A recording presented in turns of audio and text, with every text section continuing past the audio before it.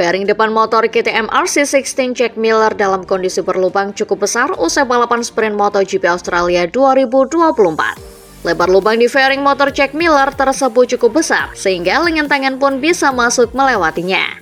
Penyebabnya adalah seekor burung camar atau seagull yang menabrak motornya saat melaju menuju tikungan satu sirkuit Phillip Island. Saking kencangnya tabrakan, burung camar itu pun seketika sekarat dan fairing motor sang pembalap langsung rusak hingga berlubang seperti itu. Dengan kondisi fairing depan yang terbuka seperti itu, Miller pun kesulitan mengendalikan motornya. Sebab burung itu nyangkut di motor Miller, kepalanya ada di antara setang dan rem. Sebenarnya ia masih nekat melaju karena ingin meraih hasil bagus di depan para pendukungnya di sirkuit.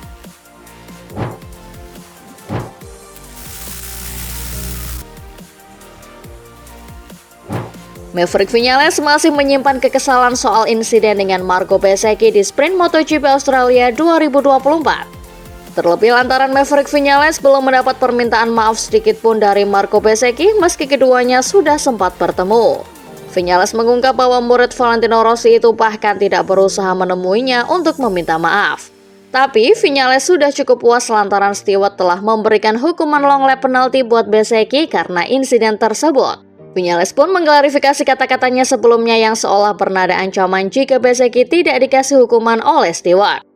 Viñales pernah mengatakan jika Bezzecchi tidak disangsi maka dirinya tahu batasannya agar sang pembalap tak mau dirinya hanya jadi bahan serudukan pembalap lain. Makanya ia memberikan sedikit statement bernada ancaman itu. Viñales juga kesal dengan orang-orang yang menuduhnya mengerem terlalu cepat saat kejadian.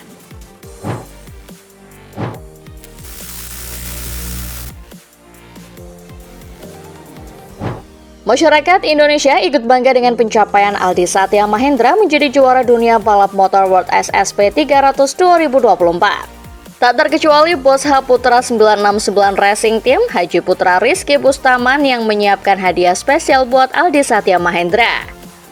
Haji Putra menyiapkan 1 unit Mitsubishi Pajero sebagai bonus buat pembalap asal Bantul, Yogyakarta ini. Sayangnya, belum jelas Pajero apa yang dimaksudkan, meski kemungkinan adalah versi terbaru Pajero Sport.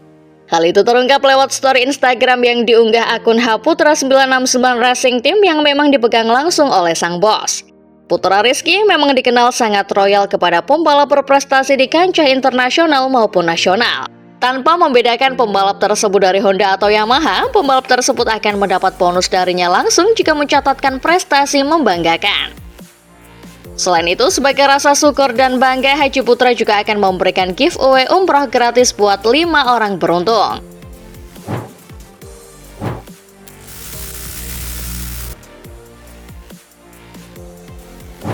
Pecco Bagnaia gagal mengimbangi penampilan Jorge Martin yang berhasil menang di sprint dan meraih podium 2 di balapan MotoGP Australia 2024.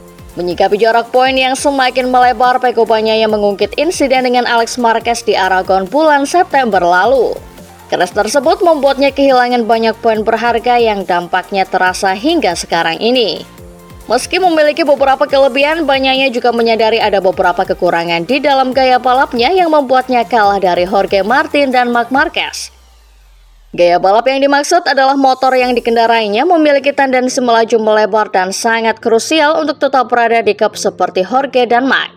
Salah satu aspek yang membuat beda adalah soal setting motor, di mana Martin dan Marquez memiliki setting lebih baik darinya.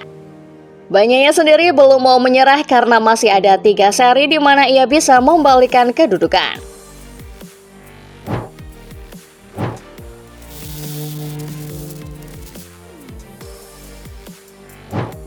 Misi Bastianini kembali naik podium pada balapan utama MotoGP Australia gagal total. Bayangan bisa podium walau start dari P10 seperti saat sprint sulit dilakukan. Bastianini harus puas dengan hasil finish kelima. Dia bahkan harus diasapi 2 pembalap berbekal Ducati Desmos edisi GP23 Marc Marquez dan Fabio Di Giannantonio. Marquez comeback hingga juara setelah sempat melorot ke P13. Sedangkan Di Gia yang start dari P12 mampu merebut posisi keempat. Itu menjadi hasil yang kurang memuaskan bagi Bastianini yang tengah mengincar peringkat 3 klasemen MotoGP 2024. Pasalnya, rencana pembalap asal Italia itu hari ini salah satunya adalah bisa memepet pembalap yang cepat. Dan hari ini lakon utamanya adalah Marquez. Namun Bastian ini pun kewalahan setelah melihat bagaimana kecepatan Marquez menyalipnya saat dia sendiri kurang nyaman di atas GP24. Finish kelima seharusnya masih jadi hal bagus bagi Bastian ini, namun mengapa dia sekecewa ini? Usut punya usut, Bastian ini menengok rincian data hasil balapan utama hari ini. Dan perhatiannya jelas langsung tertuju pada hal paling penting bagi para pembalap, yaitu selisih waktu. Fakta pahit yang harus dilihat Bastian ini adalah dia tertinggal sampai lebih dari 13 detik dari Marquez yang menjadi pemenang.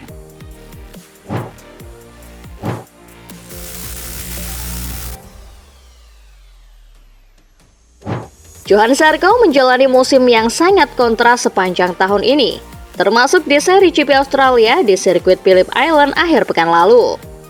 Sejak pindah dari tim satelit Ducati ke tim satelit Honda, tidak bisa dipungkiri hasil balapan pembalap veteran asal Prancis itu sangat jomplang.